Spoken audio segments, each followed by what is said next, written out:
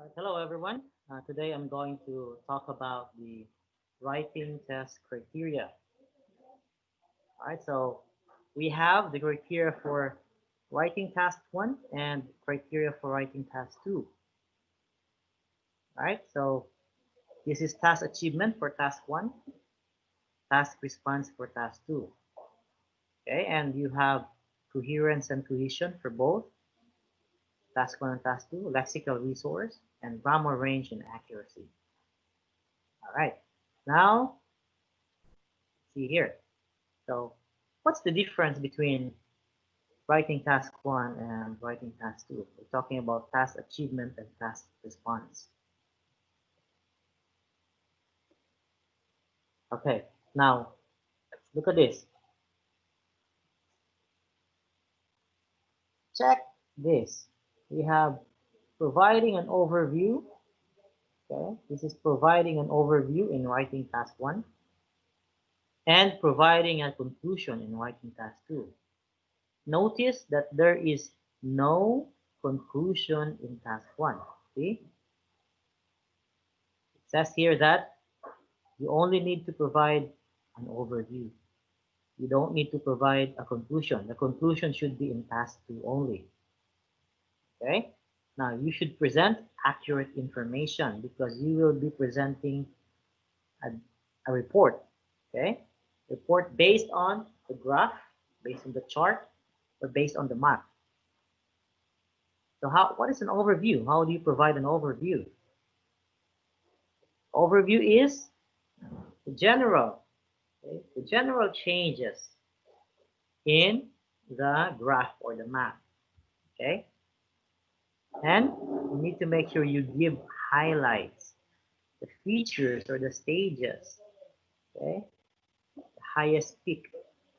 Okay, the peak, the lowest. Okay, highest, lowest. Always talk about those things. Those are the highlights in the map or in the graph or in the chart. Now you support them with, of course, details or data. Okay, how many paragraphs do you need to write if you will be doing writing task 1? Now we're talking about academic here, okay, because we're talking about graphs, we're talking about charts or diagrams or maps.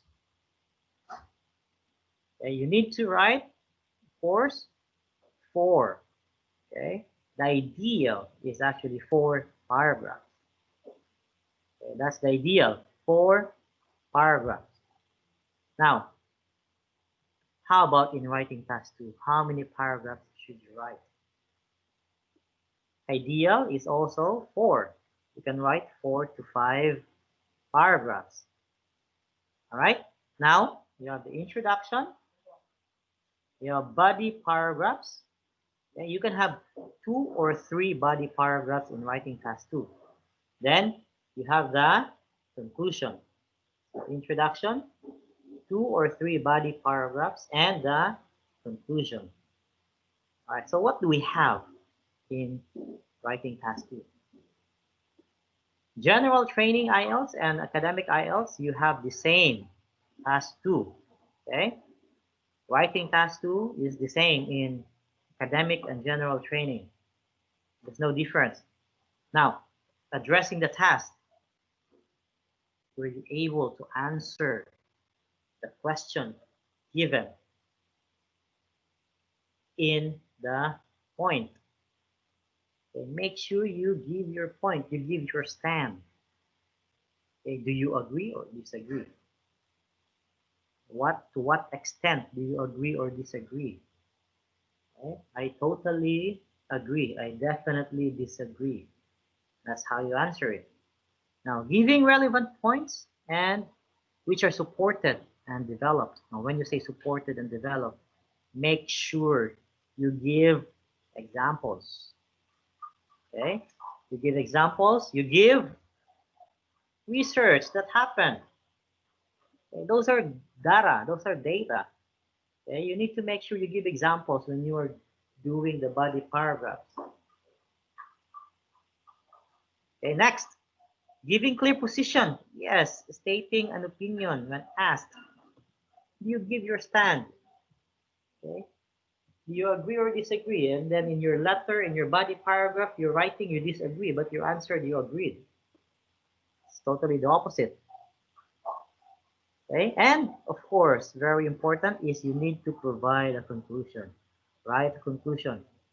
Conclusion is in task 2, not in task 1. There should be no conclusion in task 1 because you're providing an overview in task 1. Okay, now both task 1 and task 2 must have, of course, coherence and cohesion. Now, when we talk about coherence and cohesion, we're talking about, okay, how do you organize your thoughts? How do you organize your ideas? Okay, you put them logically in order. Okay, and you use paragraphs. When you write, make sure you have paragraph 1, paragraph 2, paragraph 3. Okay, you can skip a line. There should be a space between paragraphs. Paragraph 1, skip one line, write paragraph 2. Skip one line, next paragraph. Okay?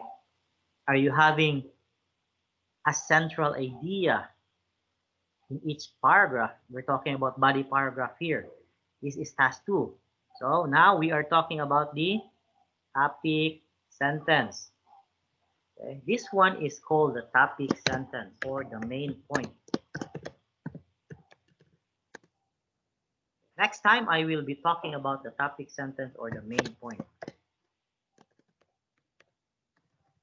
Okay, main point. Right. So this is talking about topic sentence or main point. So I will be talking about that next time. Okay.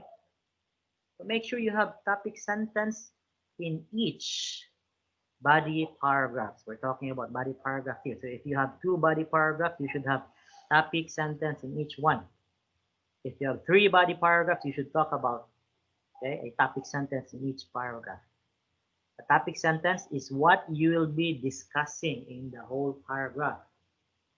That's what you're going to give details. Okay, when you give the topic sentence, you provide details, or you can perhaps give qualifying statement. So when I talk about topic sentence later, I will be giving you more about qualifying statements and supporting detail. Right, so that is coherence and cohesion. And how about lexical resource? When we say lexical resource, this is about your vocabulary. All right? So using a range of words. So how many words do you have? How many vocabularies do you have? Okay? Paraphrasing. You do paraphrasing in the introduction. You do not copy. Do not copy the given situation or the given topic. Don't copy the words there. Okay? Paraphrase the words. Use synonyms. Okay? When you paraphrase, you use synonyms.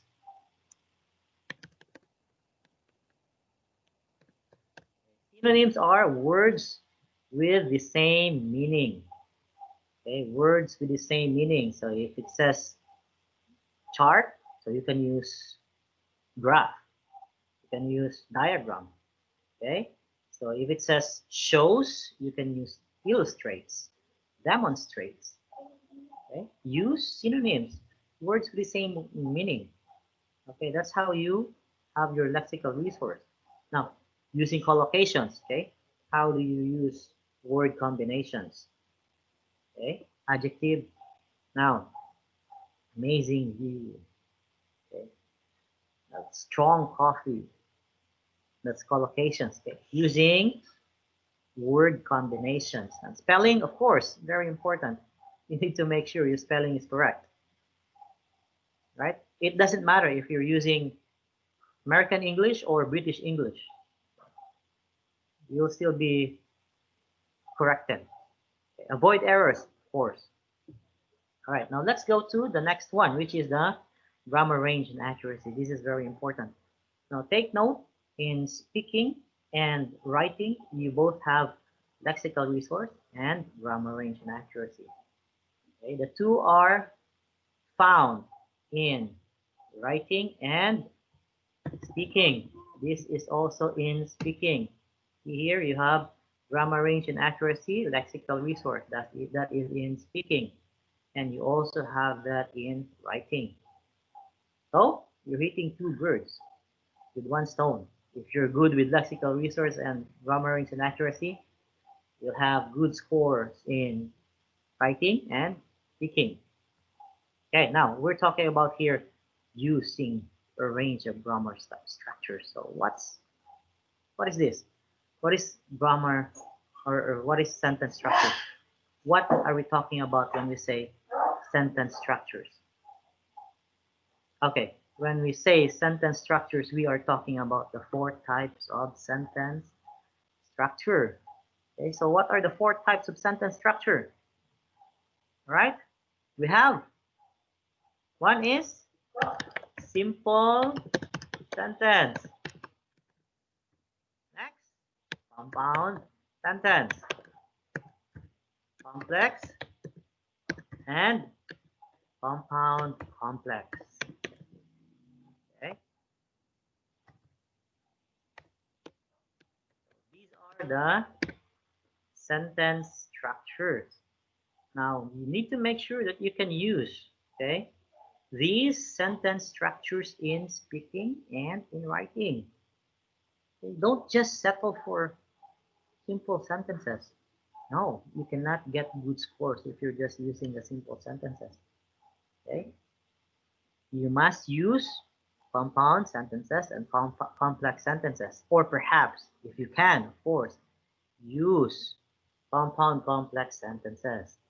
Okay? This is what most students do not really understand. Using a range of sentence structures, you need to practice this. How can you use compound and compound complex sentences? What are the criteria for you to be able to use them?